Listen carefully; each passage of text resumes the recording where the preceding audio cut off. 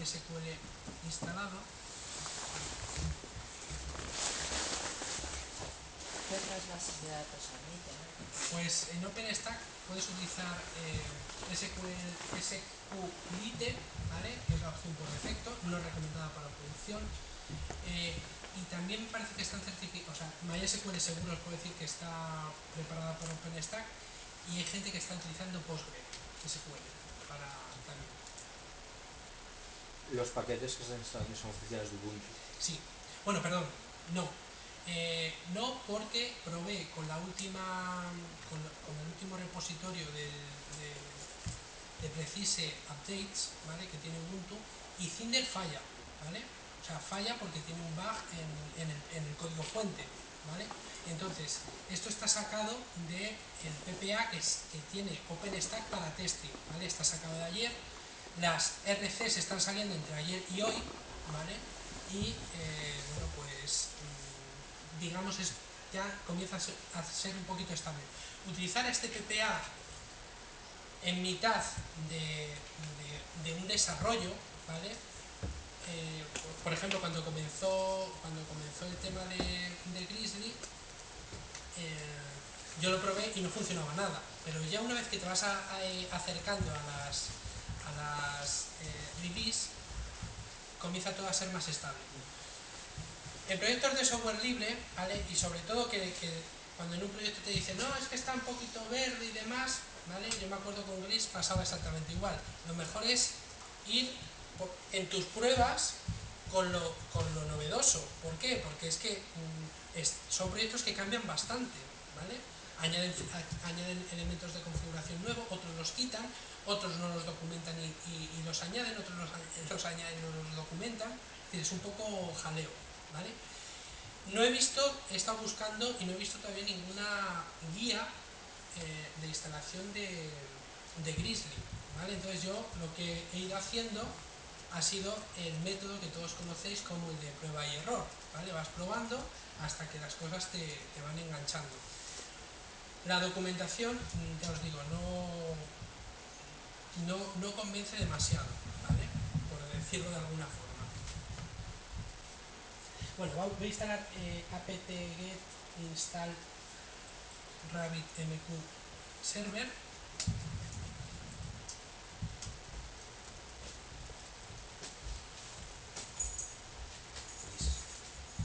Tengo que llevar al niño un cumpleaños, Rubén.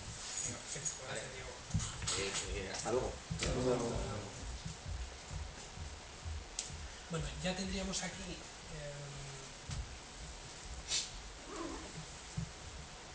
RabbitMQ, MySQL y Keystone instalado, ¿vale? ¿Qué es lo que ocurre? Que Keystone va a necesitar una base de datos, como os decía, para almacenar proyectos, usuarios, roles, ¿vale? Toda la parafernalia de autenticación y toda la parafernalia de catálogo. Entonces, si nosotros hacemos MySQL-u root -p, y le decimos nuestro password,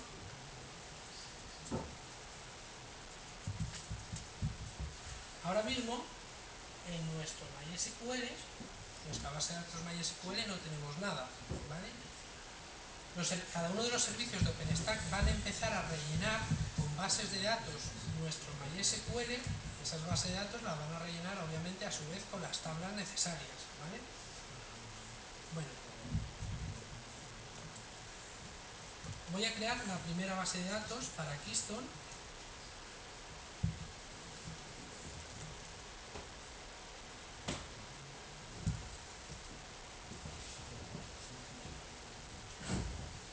Ya con esto la tendríamos creada.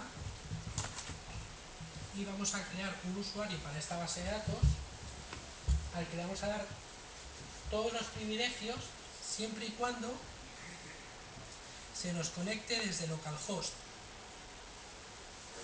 Lo copiamos aquí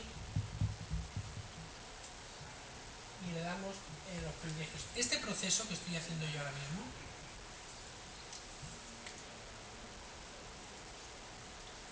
lo vamos a tener que hacer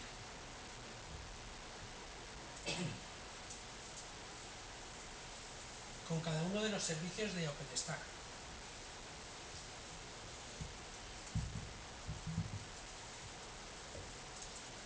¿Vale? Como veis, la base de datos Keystone todavía está sin rellenar de tablas. ¿Cómo vamos a rellenar estas tablas? Vamos a utilizar un script, ¿vale?, que nos va a sincronizar el servicio con la base de datos, ¿vale? Es decir, nos va a crear todas las tablas que necesita el servicio en la propia base de datos. Bueno, para eso, como os decía, por defecto los servicios de OpenStack suelen venir con SQLite, que siempre me voy. Vamos a decirle que utilice la conexión MySQL a la base de datos que acabamos de crear. ¿Esto dónde lo hacemos?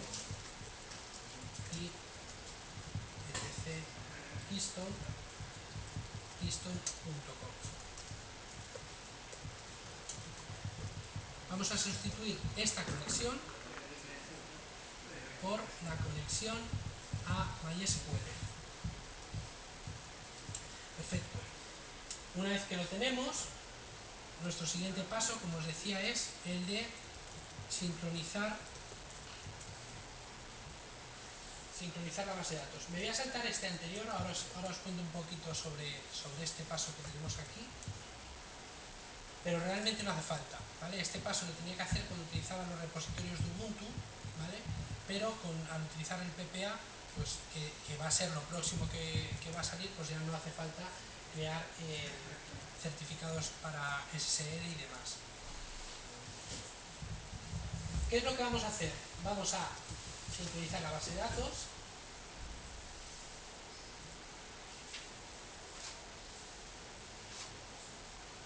Y ahora ya, si nos conectamos a MySQL,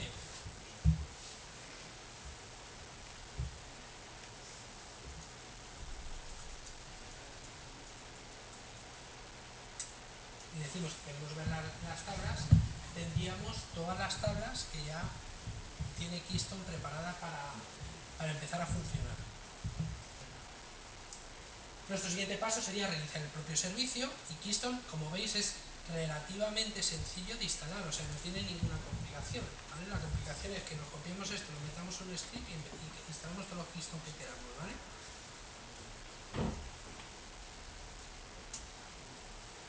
Bueno, en este momento ya tendríamos Keystone levantado.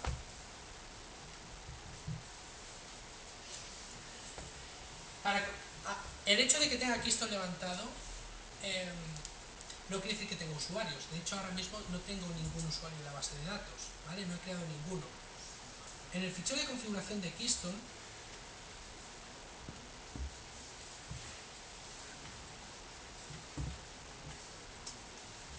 tenemos un elemento que voy a descomentar para que lo veamos, que es el admin token, ¿vale? Con este token, independientemente si tenemos credenciales de usuario y password, vamos a poder acceder a Keystone. Es el que vamos a utilizar en el caso de que tengamos que crear el usuario principal, el usuario admin. Como todavía no tengo usuario, tengo que utilizar algo para conectarme.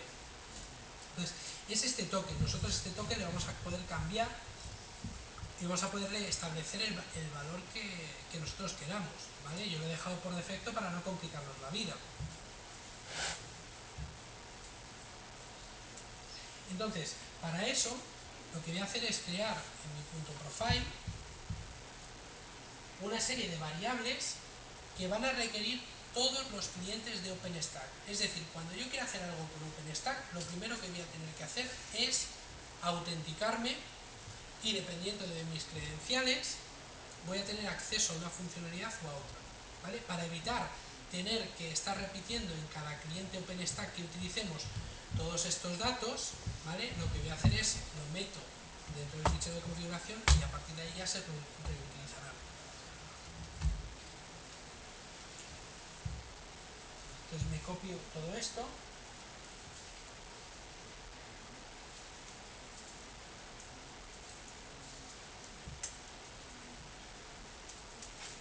¿Vale? Y lo voy a pegar en mi punto profile. Voy a recargar el punto profile. Y ahora ya sí que podría crear mi primer tenant, ¿vale? Un tenant es un proyecto, ¿vale? Este concepto no existe dentro de Amazon, ¿vale? Es propio de OpenStack. Creo un tenant con nombre admin, ¿vale? Y esto me dice que ya tengo el tenant creado, ¿vale? Mediante Keystone podría listar, tenant list, y podría listar los tenants que tengo creados. Podría decirle Keystone user list, ¿vale? Ahora mismo no tengo ningún usuario, ¿vale? No tengo ningún rol. Bueno, tengo un rol que es un rol especial, porque sirve para las migraciones de versiones anteriores, ¿vale? De Keystone, de la versión 2 a la versión 3, ¿vale? Hay un cambio en la estructura de las tablas, ¿vale? Entonces hay que estar migrando claves ajenas y demás. Entonces, en las migraciones Python que tienen aquí implementado en OpenStack utilizan este pseudo rol para hacer esa migración, ¿vale? Existente. Como os decía, aparte de los roles, tenemos los servicios, que no tenemos ninguno, y tendríamos los endpoint list. Solo hemos creado el primer tenant. Este tenant de administración que acabamos de crear es el que nos va a permitir operar toda la nube, ¿vale? Es decir, nosotros vamos a tener un usuario admin perteneciente al tenant admin con rol admin, ¿vale? Ese es el máster del universo, ¿vale? El que va a poder hacer todo con el cloud. Siguiente, cada uno de los servicios que van a estar gestionados a través de Keystone necesitan autenticarse a su vez con Keystone, ¿vale? Es decir, Glance, el repositorio de imágenes, necesita comunicarse con Keystone, ¿vale? Nova, la parte de computación, necesita autenticarse con Keystone. ¿Por qué? Porque el usuario lo que va a hacer es pasarle un usuario y un password a Nova, y Nova ese usuario y password se lo manda a Keystone, que Keystone le dice ok, entonces se ejecuta la operación. Que Keystone le dice no está autorizado este usuario, entonces se rechazaría en este caso. Bueno, crearíamos por tanto el tenant común a todos los servicios que vamos a desplegar.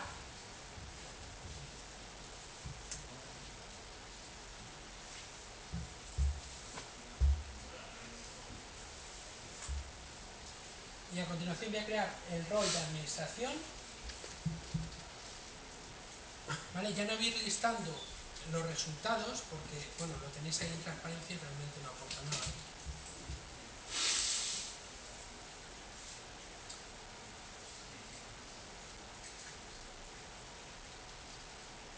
Creo el rol miembro, ¿vale? Esto sería un usuario perteneciente a un proyecto sin privilegios especiales, simplemente es miembro.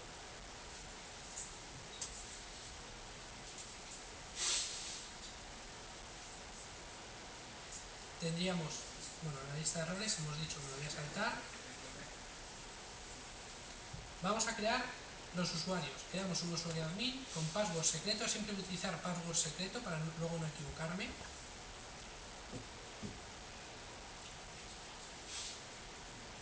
No me ha copiado, ¿vale? Como he intentado crear un rol que ya existía, se queja, ¿vale? La cuestión es que no me ha copiado la línea donde voy a crear este usuario, ¿vale? Pero los privilegios de esos usuarios, ¿dónde los has definido? Ahora mismo todavía tengo un usuario, tengo roles y tengo tenant. Todavía no he añadido el usuario al tenant. En el momento en el que entra un usuario en un tenant es cuando adquiere un rol, ¿vale? Entonces, el usuario de por sí no tiene ningún rol, sino que tiene un rol relativo a un proyecto, ¿vale? De hecho, en un proyecto puede participar como administrador y en otros simplemente como miembro, ¿vale? Entonces necesitamos esa capacidad. Es justo lo que voy a hacer en el momento, vamos ya, aquí. Vamos a decirle Keystone efectivamente estas son las transparencias antiguas. Keystone, añádeme este usuario a este tenant con este rol, ¿vale? ¿Cómo hacemos esto? Bueno, aquí lo que voy a hacer es añadir al usuario admin, al tenant admin con el rol admin, ¿vale? Es mucho más fácil que lo que yo he puesto aquí, ¿vale? Porque como os digo, estas son las antiguas. Vamos a hacer keystone user role add, vamos a decirle menos tenant, y en lugar de utilizar el UID podemos utilizar el nombre tenant admin, usuario admin y role admin, ¿vale? En este caso ya tendríamos añadido el rol. En este comando no ocurre como los anteriores, que según nos lo hace nos muestra una verificación, ¿vale? Yo lo que suelo hacer aquí para ver si realmente lo ha creado es que repito el comando y que se queje, ¿vale? Entonces ya con esto ya sé que el rol está efectivamente creado. No tenemos forma con esta línea de comando de ver los roles que tiene asignado un usuario para un tenant, ¿vale? Tendríamos que ir a la base de datos y consultarlo, ¿vale? Es un poco chungo esto, pero no hay, o sea, todavía no está desarrollada esa funcionalidad. Entonces, si nosotros quisiésemos ver los roles que tiene asignados un usuario, tendríamos que decirle MySQL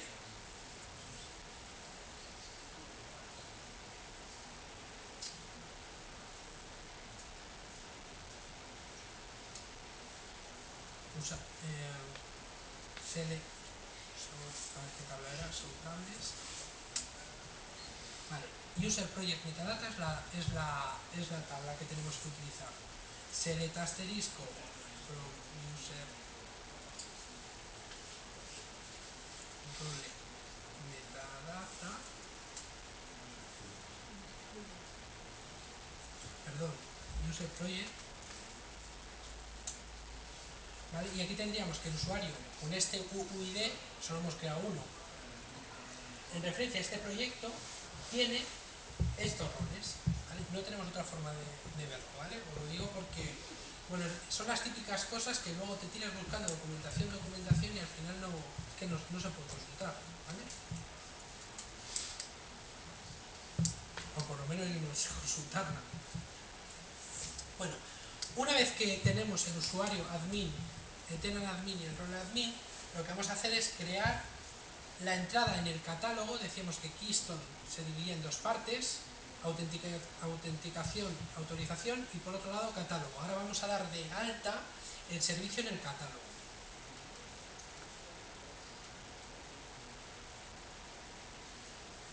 Esto no es más que un Identity Manager.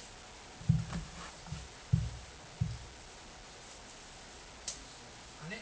Le damos de alta y, como os decía, tendríamos que a continuación indicarle el endpoint que va a tener este servicio, ¿vale? Este servicio, que va a tener un UID, que ahora lo miraré a ver cuál es, lo vamos a declarar en la región, lo vamos a establecer como información que está en la región de Madrid, ¿vale? Esto me lo invento. Vamos a tener una entrada pública para los usuarios, para que puedan autenticarse, ¿vale? Escuchando por defecto en el puerto 5000. Y luego vamos a tener otra interfaz, otro endpoint, mejor dicho, escuchando en el puerto 35357, que es el puerto de administración, donde se pueden realizar tareas administrativas como es la creación de roles, de los endpoints y demás, ¿vale? Los usuarios, en teoría, ¿vale?, solo van a poder autenticarse, a no ser que sean usuarios administradores del tenant. En ese caso, además de autenticarse, pueden agregar otros usuarios a su tenant, ¿vale? Otros usuarios que existan. Se registra el nuevo usuario y el usuario administrador del tenant puede agregarle con el add user role, ¿vale?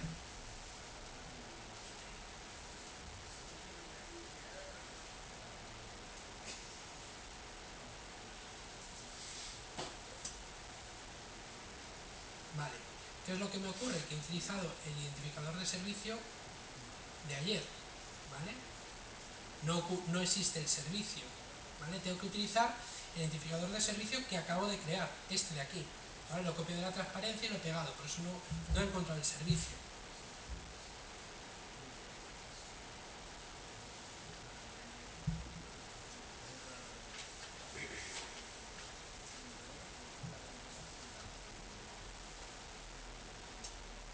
¿Vale? Ahora ya sí, tendríamos el endpoint de Keystone listo para que nos podamos autenticar. Una Bueno, pregunta. terminamos con Keystone, preguntas, efectivamente. En la pregunta anterior, ¿qué ocurre si te equivocas, por ejemplo, en la URL? Que cuando Nova quiera pedir autenticación para un usuario que está entrando, ¿no podría comunicarse con Keystone? A ver,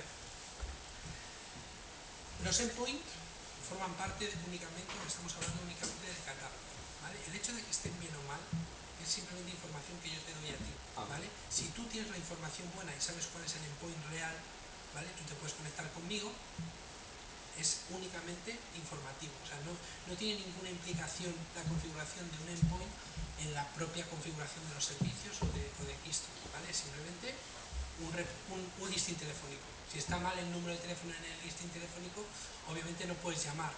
Si te sabes el número de la persona, le llamas sin mirar el listing o dices, ah, mira, aquí se han equivocado, ¿vale? Más dudas de ¿Qué Keystone. ocurre si después de hacer toda la configuración lanzas un DBSync? ¿Se saca la base de datos de MySQL o...? ¿Lanzas un? El DBSync inicial. El DBSync lo que hace es únicamente crear o eliminar tablas o añadir datos. En general no borra datos, ¿vale?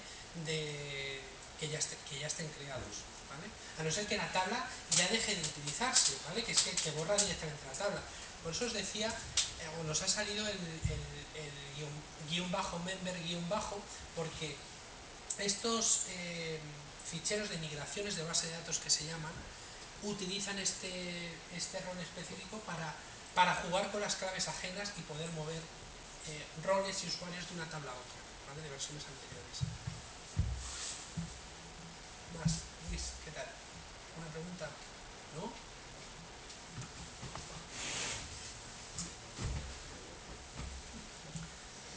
A ver, esto parece tedioso, pero merece la pena, ¿eh? O sea, de verdad.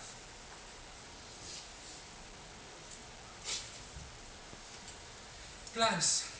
Al fin y al cabo, ya veréis que instalación tras instalación voy a ir repitiendo prácticamente lo mismo, ¿vale? Antes hacía apt-get install keystone, ahora hago apt-get install keystone, perdón, Glance, creo una base de datos para Glance, le creo un usuario a Glance, hago la configuración para que apunte a los MySQLs y los servicios los tienes funcionando, ¿vale? Para jugar lo tienes funcionando.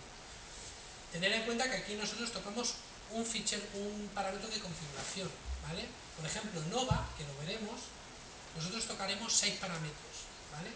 Tiene 584, ¿vale? O sea que ahí hay material de configuración, ¿vale? Bueno, venga, sigo.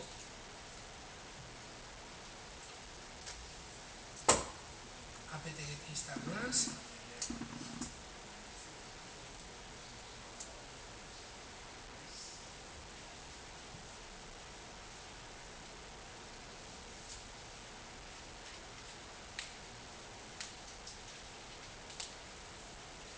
Glance es simplemente un repositorio, ¿vale? Es decir, no tiene ninguna lógica. Lo que yo le diga a Glance es lo que hace, ¿vale?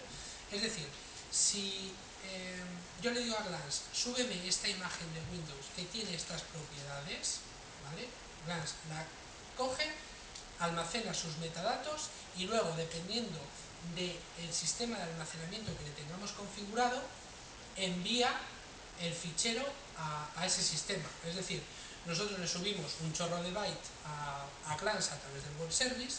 Si Glance lo tiene configurado a través de S3, mediante un cliente de S3, conecta con S3 y sube la imagen a S3. Que lo tiene con SIF, lo hace con SIF. Que lo tiene en el sistema de ficheros local, lo guarda en el sistema de ficheros local. Donde no tenemos permitido guardar datos en Glance es si Glance está configurado para sacar las imágenes de un servidor web, ¿vale? Es decir, nosotros podemos tener un servidor web donde nosotros tengamos las imágenes y desde Glance engancharlas para que el resto de componentes de OpenStack se enteren, ¿vale? En ese caso, Glance solo funciona en modo lectura, ¿vale? Yo le puedo decir, Glance, la imagen está en Acapulco, ¿vale? Entonces Glance lo que tiene es una referencia a Acapulco. Cuando yo le pida la imagen a Glance, Glance va a decir, te vas a Acapulco a por ella, ¿vale?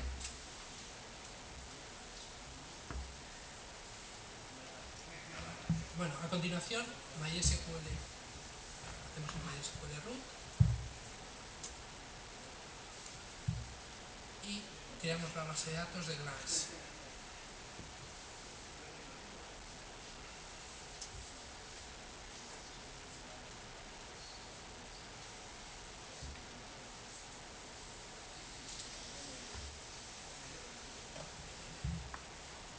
Vale, vamos a salimos de aquí. Y ahora ya lo que tendríamos que hacer sería dar de alta el usuario Glance en Keystone, ¿vale? Y a continuación, en el tenant de servicio, que os acordáis creamos antes, añadimos al usuario Glance que acabamos de crear con el rol de admin, ¿vale? Es decir, es la forma en la que vamos a permitir a Glance que autentique peticiones que le vengan de los usuarios, ¿vale? Es decir, yo le voy a decir a Glance, súbeme esta imagen, ¿vale? Y Glance y le voy a decir, soy fulanito de tal. Glance necesita comunicarse con Keystone para verificar mi identidad, ¿vale? Entonces, ¿qué es lo que hace Glance? Se comunica con Keystone y una vez que tiene verificado los roles que yo le estoy pasando, perdón, los credenciales que yo le estoy pasando, me dice, sí, tú puedes subir imágenes a este proyecto o no, tú no puedes subir imágenes a este proyecto.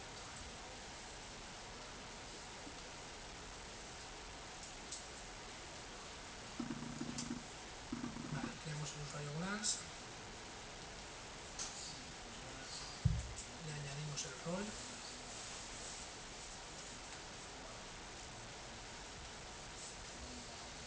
Y ahora ya lo siguiente que vamos a hacer es, esa era la parte de autenticación. Para la parte de catálogo vamos a dar de alta a Glance en Keystone.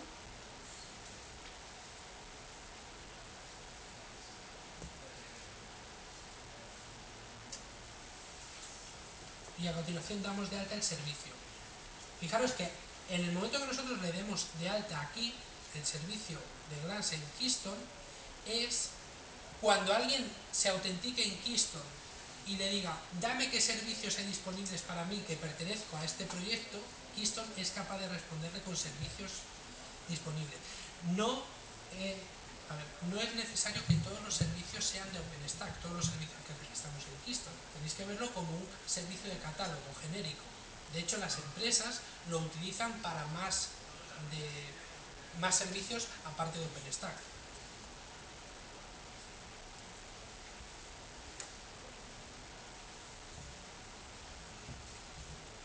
Bueno, va a fallar, no existe el servicio.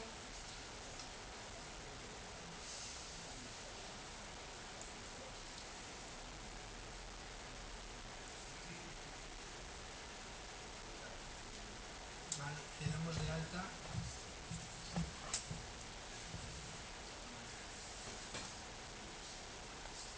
en Keystone. Vale, a continuación tenemos que venirnos a el fichero glance api.conf e indicarle que vamos a trabajar con una base de datos MySQL, que es la que acabamos de crear. Y tenemos que indicarle a Glance cuáles son sus credenciales. Si os fijáis, son los que también acabamos de crear. Tenant servicio, usuario Glance, password secreto, ¿vale?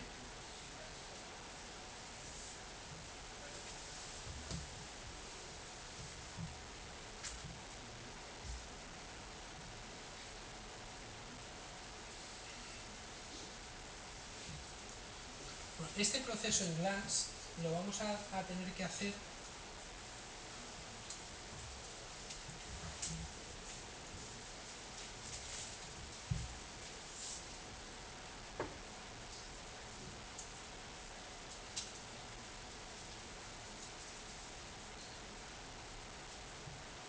tanto en el API como en el registro. Y ahora os contaré en qué se diferencia el API del registro.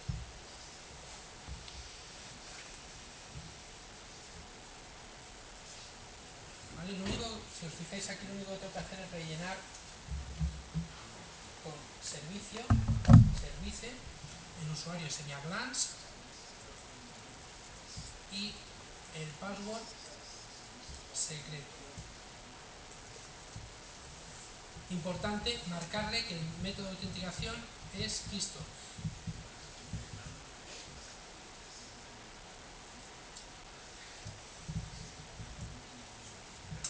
Guardamos y lo mismo que he hecho aquí lo hago en el registro. SQL.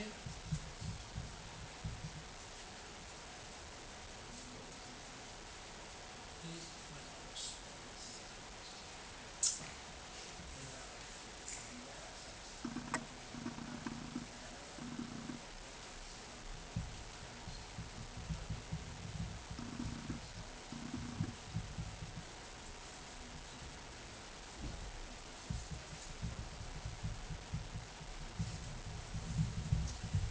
service glance y el password secreto.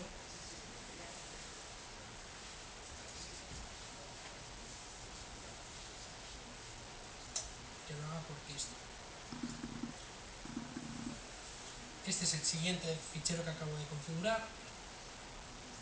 Y ahora ya haríamos la sincronización, ya que tenemos dónde está la base de datos.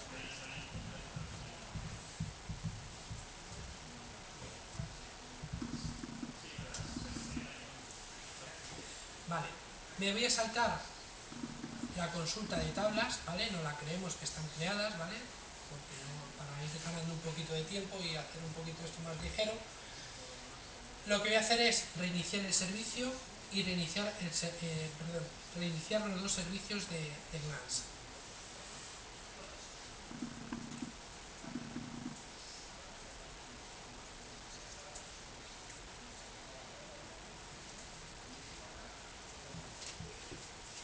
¿Vale? Ya los tendría reiniciados y ahora ya empieza a venir ya las cosas interesantes, ¿vale? Todo esto visto así puede ser un poquito tedioso, ¿vale?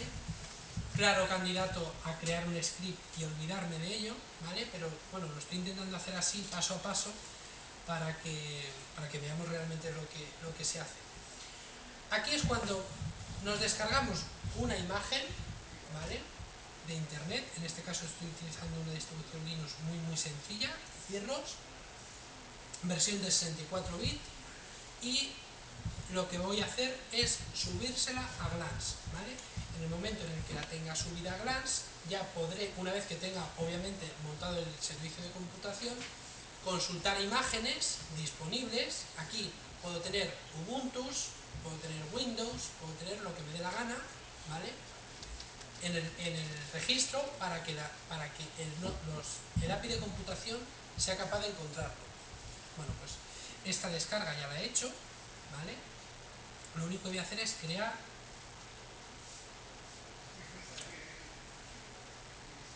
la imagen.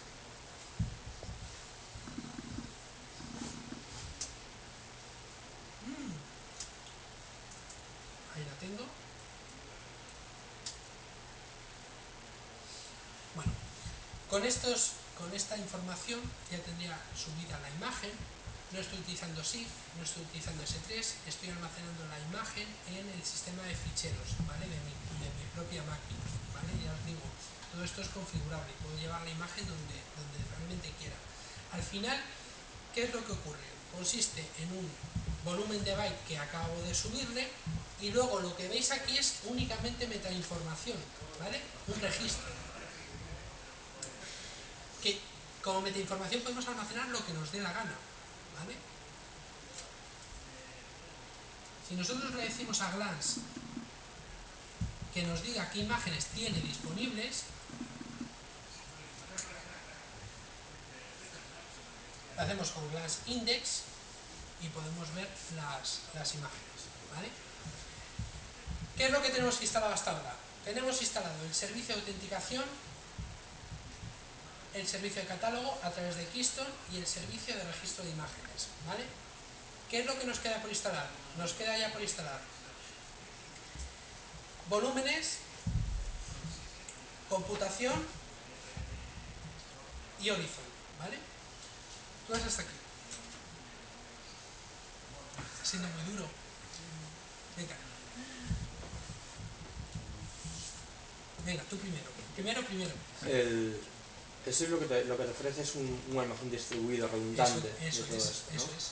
Lo que estamos haciendo aquí es almacenarla en disco. Si no se rompe, tú tendrías que ocuparte de tener una copia de ello. Efectivamente. El tema es, ¿cómo se comporta todo esto si, por ejemplo, quiero tener un segundo nodo de Glance? A ver, lo que tendrías que hacer es montar un balanceador por delante, ¿vale? Y a partir de ahí que te distribuya...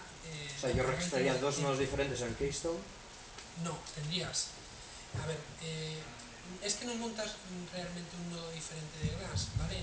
Glance es simplemente uno de los servicios que abren un nodo, Sí, ¿vale? una instancia. En OpenStack lo que haces es montar un nodo controlador, ¿vale? Donde digamos tienes el API, ¿vale? Nodo controlador, por delante montas el balanceo, ¿vale? Segundo nodo controlador, a partir de ahí te empieza a balancear carga, ¿vale? Luego tendrías un nodo de estado, ¿vale? Donde tendrías, por ejemplo, las bases de datos y las colas de mensajes. Cuando empiezan a llegar las peticiones al nodo 1 y al nodo 2, si los dos Glance están apuntando al mismo proxy, por ejemplo, de SIF, ¿vale? Para que a partir de ahí distribuya, ya os decía antes, en 3 copias, ¿vale? Vas a tener esa redundancia que tú quieres, ¿vale? De hecho, puedes marcar que una copia te la guarde en diferentes zonas que obviamente pueden ser diferentes máquinas conectadas a diferentes puntos de corriente o en diferentes data centers o como tú quieras. Sección. Era la parte de las colas, ¿cuándo es que se usa? O sea, hasta ahora no has puesto ninguna cola para que se hablen estos dos. Sí, a ver, las colas no las he puesto porque estoy utilizando ahora, o sea, sí que instalé, voy a decir ya RabbitMQ. RabbitMQ está escuchando en la máquina localhost y todos los componentes de OpenStack vienen preconfigurados para esa cola, ¿vale? Si tuviese ese RabbitMQ, como os decía antes, en un nodo de estado aparte, sí que tendría que haber hecho la configuración en Glance y en Finder y en Nova de dónde está esa cola de mensaje, ¿vale?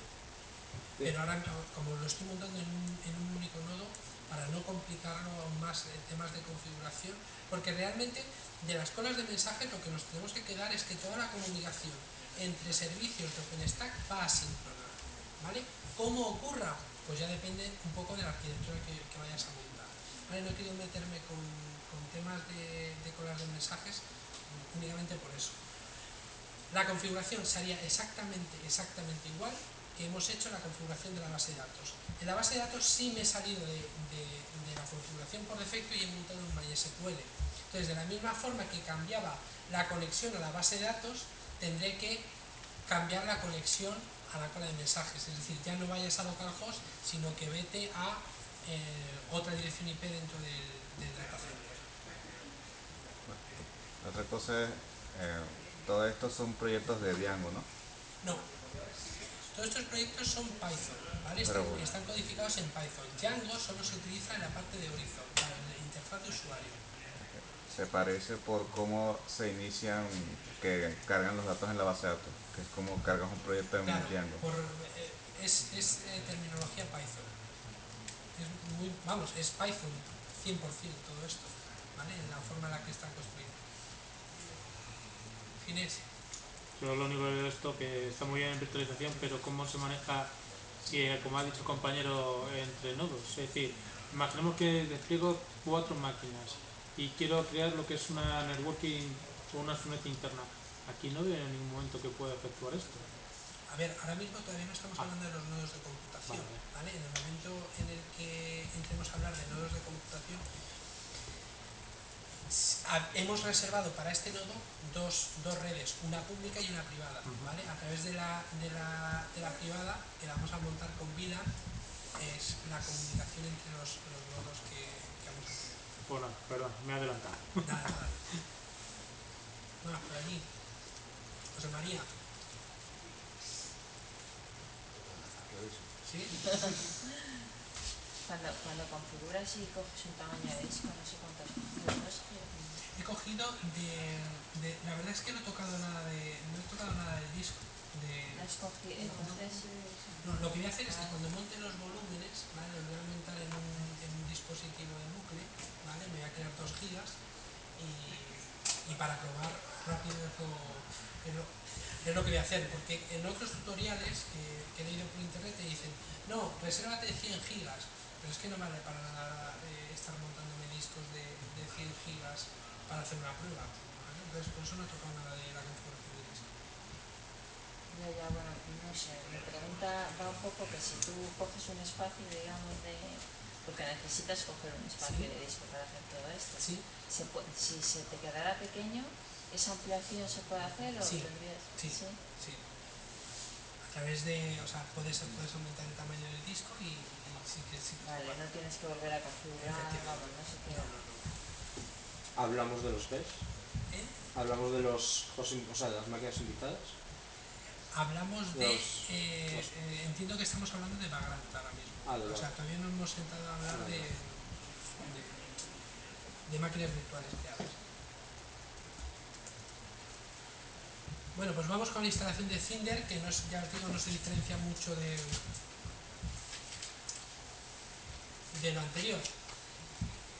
Quizá un poquito más complicada porque aquí ya sí que separamos en diferentes servicios. Un servicio OpenStack, ¿vale? Para tenerlo más o menos claro, yo creo que lo he dicho antes, pero equivale a 1 o n servicios Linux, ¿vale? Es decir, el servicio Cinder equivale a 3, en este caso a 4 servicios que voy a, perdón, 3 que voy a tener, ¿vale? Porque el otro es el cliente, ¿vale?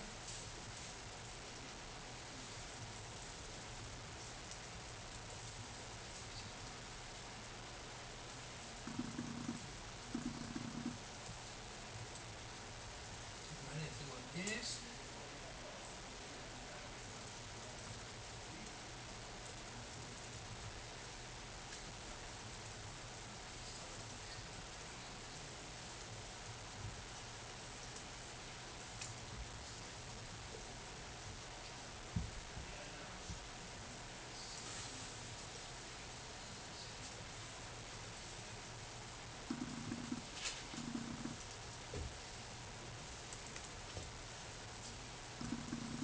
Vale, ya tendríamos Cinder arrancado pero no funcionando aún, ¿vale?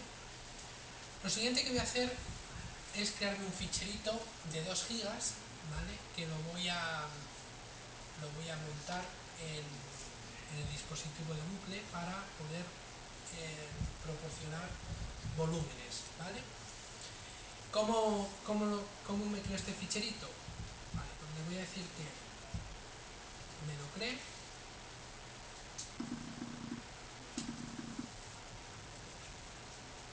A partir de ahí lo que voy a hacer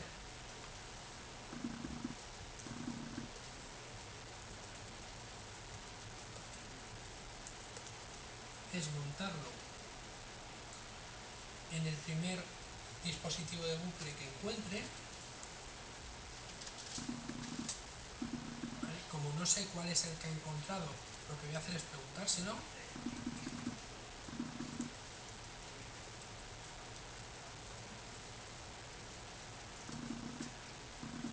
¿Vale? Nos lo ha montado en loop 0. ¿Para qué utilizamos este loop 0 para los que no lo conozcáis? Es la única forma que voy a poder acceder a ese fichero que acabo de crear, ¿vale? Tened en cuenta que es un fichero por bloques con el que nos estamos manejando. Entonces, una vez que lo tengo ahí, ¿vale? Lo tendría que formatear, crear las particiones y después formatearlo y demás. Nosotros vamos a trabajar aquí con un gestor de volúmenes, ¿vale? ¿Qué ¿qué es lo que vamos a hacer? Voy a crear un volumen físico para este dispositivo. Y ahora os cuento un poco a los que no conozcáis Volume Manager en qué consiste. Creo el dispositivo físico, ese dispositivo físico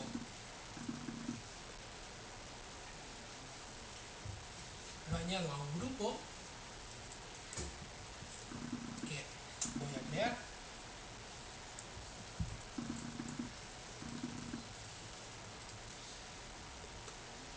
Y si le preguntamos por dispositivos que tenemos, pues bueno, tengo mi propio disco duro, ¿vale? Y el dispositivo que acabo de crear. Para los que no conozcáis Volume Manager, os lo cuento rápidamente, intentaré que sea de la forma más sencilla posible. ¿En qué consiste Volume Manager? Volume Manager lo que me permite es la creación de volúmenes lógicos, ¿vale? Si os fijáis, todavía yo no he creado aquí ningún volumen lógico, ¿vale? ¿Quién es el que va a crear esos volúmenes lógicos? Cinder, a demanda, ¿vale? Es decir, a Cinder le vamos a decir que el VG, el Volume Group, es Cinder Volúmenes. Y de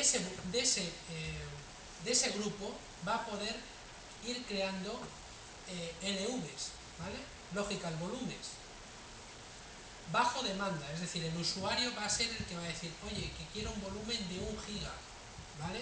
Para que nos enteremos, un segundo, para que nos enteremos es como si estamos delante del ordenador y le digo, oye, que quiero conectar un pendrive de 8 gigas y automáticamente se asociaría a la máquina, ¿vale? Estamos hablando a nivel de bloque, ¿vale? Eso quiere decir que una vez que yo lo tenga montado, ¿vale? Lo que decía antes, particionar y formatear queda de mi lado, ¿vale? Ahí no me hace nada OpenStack. ¿Un volumen lógico puede estar en distintos discos físicos? Sí. Y se puede, esto ya relacionándolo con HBase y Hadoop, ¿se puede modificar en un parámetro la variable de las veces que lo replica? ¿Perdón? Si tú tienes un bloque en determinados volúmenes, un sistema de ficheros distribuido, sí. ¿la concurrencia la puedes tocar para que haya más, para tener más? Imagínate, quiero tener un bloque en 5 sitios diferentes, o en 7. Más que la concurrencia, supongo que te refieres a La replicación, a nivel de replicación de ese bloque. a la replicación. No sabría decirte, no sé si alguno habéis trabajado con todo esto. Yo creo que... a nivel del sistema de ficheros que tiene Hadoop. Bueno, Claro, pero si tú haces un pool de recursos de almacenamiento y es un sistema de archivo distribuido, yo quiero, si se me cae un recurso, tenerlo disponible en otro. Pero estás hablando a nivel de bloque, no a nivel, no a nivel de ficheros. Vale, sí. No, vale, yo estaba todavía con lo de antes. Cuando tú le asignas varios recursos, varios dispositivos, varios volúmenes, lo que hay dentro de esos volúmenes lo puedes tener en varios sitios. Hablamos como hace un rato. Se puede tener, pero se puede tener. a nivel de OpenStack, ojo, no a nivel del sistema de ficheros. No, a nivel de OpenStack, lo único que te puedo decir es que el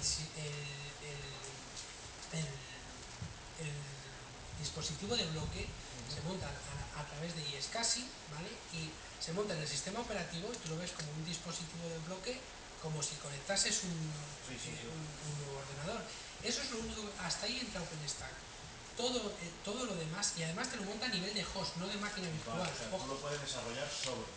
Tú puedes montarte ahí el sistema que tú quieras por encima como servicio, pero ya es un añadido lo que está haciendo. Vale. ¿Vale?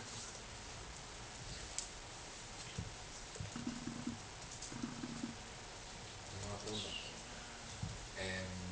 Ahora mismo, OpenStack solamente funciona en Ubuntu, o sea, es un requisito que sea Ubuntu, o un sistema tipo Debian, o Linux, mejor dicho. De hecho funciona en CentOS, funciona obviamente en Red Hat y en SUSE también. De hecho SUSE, Red Hat y Ubuntu son partner de la Fundación OpenStack, son miembros, mejor dicho, de la Fundación OpenStack. Grizzly, cuando liberan Grizzly, funciona en esos, o sea, en SUSE, en Debian, Ubuntu y Red Hat CentOS. En OpenStack siempre han recomendado Ubuntu, ¿vale? Si bien las guías, ¿vale?, salen para Ubuntu, para CentOS y para SUSE. Pero ya es cada fabricante. En la guía oficial de OpenStack siempre hablan de Ubuntu, ¿vale? Si tú coges documentación oficial de OpenStack, siempre ves un sistema basado en Debian. Ni siquiera te hablan de Debian, ¿eh? O sea, te hablan de Ubuntu como sistema operativo estándar. Sin embargo, en Debian está probado que se hace funcionar, y en Red Hat también. Y, otra cosa. Lo que es la gestión de volúmenes siempre va con el VM o podría tener otro sistema. Yo solo he probado con el VM. O sea, no, supongo que a través de fibra también sería posible hacerlo funcionar, ¿vale? Respecto a eso, ¿no has probado entonces a darle directamente los volúmenes sin que lo maneje el Linux donde está instalado OpenStack? O sea, directamente el volumen se lo doy a OpenStack y no creamos nada más ahí. O sea, lo que sería darle volumen físico. Como no te entiendo la cuando tú tienes un disco, ya sea por fibra o ya sea un disco local de la máquina, ¿sí? Tú puedes entrar con FDI, le haces una partición, ¿sí? haces un prove create, ¿sí? se lo das, o puedes coger y darle directamente el disco y decirle, lo que tienes aquí es el SDA o el Power C si tienes Pero Power Margin. Al fin y al cabo estás haciendo lo mismo, ¿no? Si hay LVM estás pidiendo al sistema operativo Linux host que maneje los bloques. Si no estás haciendo eso, le estás dando el volumen directamente a OpenStack, le estás diciendo a OpenStack gestiona esto como tú quieras. No, solo he probado con el LVM. ¿Pero se podría la otra opción? Creo que no, pero no lo he probado, ¿eh? O sea que Cinder no haga ningún... A ver, Cinder tiene diferentes drivers, ¿vale?, para diferentes tecnologías. O sea, no solo se mantiene con iSCSI, por ejemplo, o con el VM, ¿vale? La cuestión es que no lo he probado, ¿vale? Pero en teoría, si tú te desarrollas tu propio driver que cumpla con la especificación del API de Cinder, porque al fin y al cabo lo que OpenStack te dice es, tengo un API para gestionar volúmenes. Ahora, como tú los gestiones por debajo, ¿vale?, depende de un driver de implementación, ¿vale?, que es la forma en la cual tú quieres implementar la gestión de volúmenes y ser compatible con Cinder. ¿Para qué ser compatible con Cinder? Para que cuando Nova, el servicio de computación, te pida volúmenes, ser capaces de dárselo. ¿Qué es lo que ocurre? Que a Nova le da igual cómo tú le des ese volumen, lo que quiere es un volumen, ¿vale? Por eso te decía al principio que más o menos te da igual, desde el punto de vista de Nova, del nodo de computación, le da igual de dónde venga el volumen, es lo que quiere es un dispositivo de bloque. No pensando tanto en el nodo de computación, sino en la gestión de almacenamiento, en el caso de que tengas una nube más compleja que esto, porque si tienes fibra se lo puedes dar a todos los nodos. Por ejemplo, NetApp tiene su propio driver para Cinder, es decir, si tú tienes una cabina NetApp y quieres dar volúmenes con Cinder, lo puedes hacer. No sé si con esto respondo más o menos a la pregunta. Sí. Vale, bueno, aquí lo siguiente que haríamos sería crear el propio servicio. Como veis, esto ya es muy repetitivo.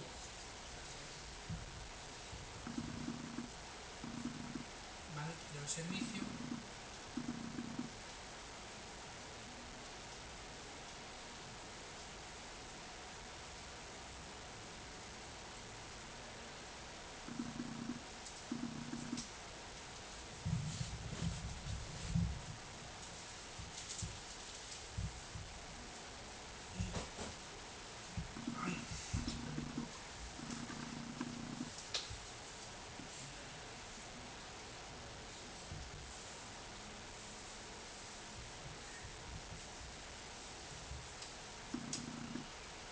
Y bueno, ya tendríamos dado de alta el servicio.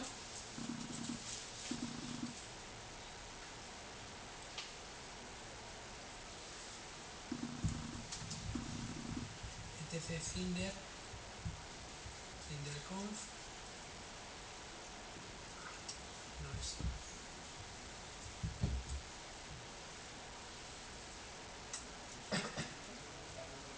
Y aquí hacemos lo mismo, tenant en este caso sería Hotlet Service. Ahora en lugar de Glance estamos con Cinder, también lo hemos creado, y el secreto. Pues es un poco rollo, pero siempre es lo mismo, ¿vale? No hay ninguna modificación. También con respecto al tema de tener todo esto distribuido, si yo Keystone lo tuviese en otra máquina diferente al lugar donde estoy corriendo, obviamente el servicio de Cinder, lo único que tengo que cambiar es el localhost por la nueva IP.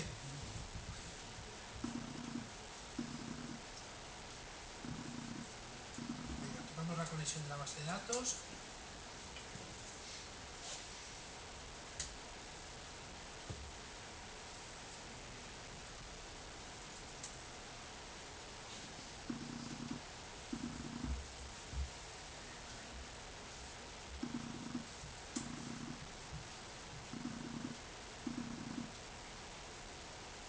Sincronizamos.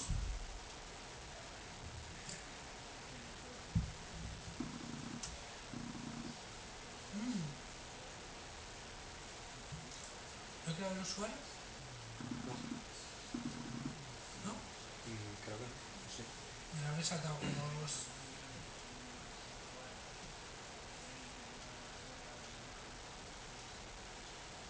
Me lo habré saltado.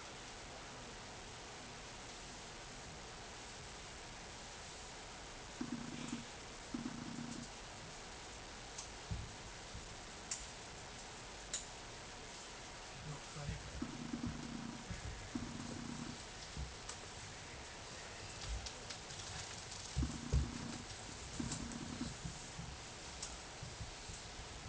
Vale, ahora ya sí.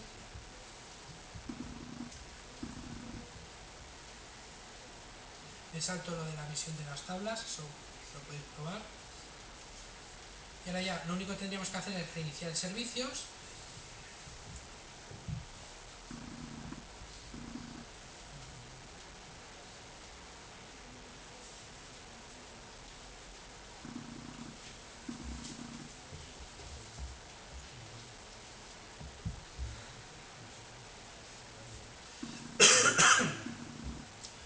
Y bueno, y a continuación ya lo que podríamos hacer es crear un nuevo volumen, en este caso voy a crear un volumen de 1 giga que va a tirar el VG de Cinder Volumes y me lo debería de proporcionar.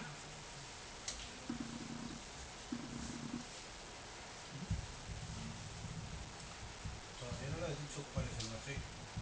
No sé si sabe.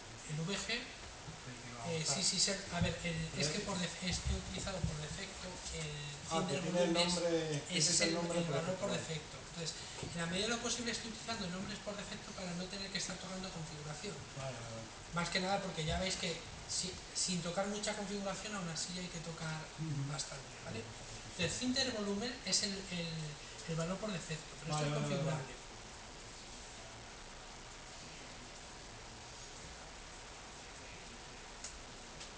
¿Veis? El Volume Group está establecido a Cinder Volumes. Si yo aquí pongo otra cosa, él se va a ir a buscar otro grupo.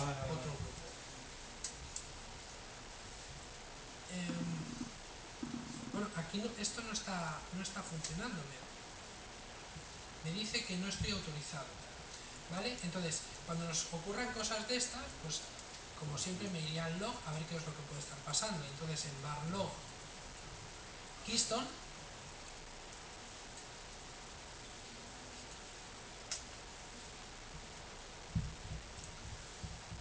¿vale? Está intentando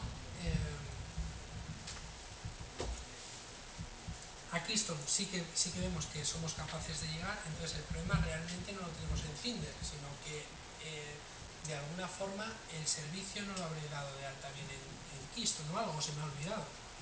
Entonces Keystone service list, ¿vale? Tengo ahí Cinder, perdón, Keystone, user list, ¿veis? Tengo el admin, tengo a Glance, pero no tengo a Cinder, ¿vale? Entonces lo que voy a hacer es creárselo. No sé si es que me lo he saltado aquí en la transparencia, porque ya os digo, el usuario Cinder me lo salté toda esta parte, entonces lo voy a crear.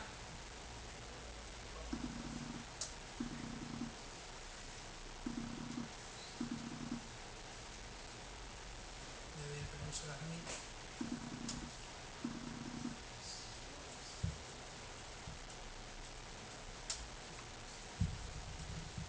Vale, y ahora, como veis, está creando el volumen. Si yo le digo que me liste los volúmenes que tengo disponibles, ya estaría creado. El hecho de que esté creado, si os fijáis, también no he creado ninguna máquina virtual. No quiere decir que esté atachado a ninguna instancia, ¿vale? Está simplemente creado, ¿vale? Lo he creado con el usuario admin dentro del tenant admin y tengo ahí un volumen, ¿vale? ¿Por qué lo he creado en ese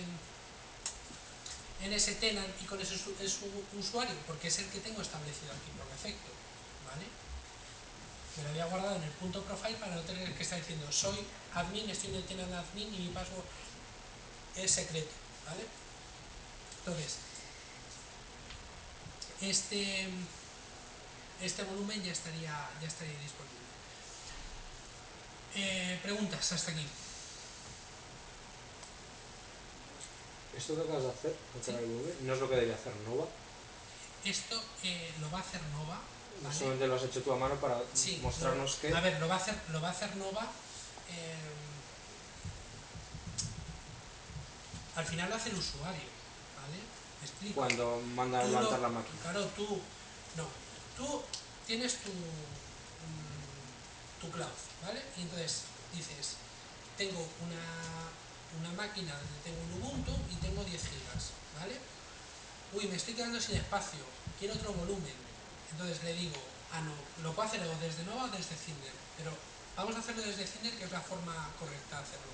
Cinder, créame un volumen de otros 10 gigas. Y me dice, vale, ya te lo he creado.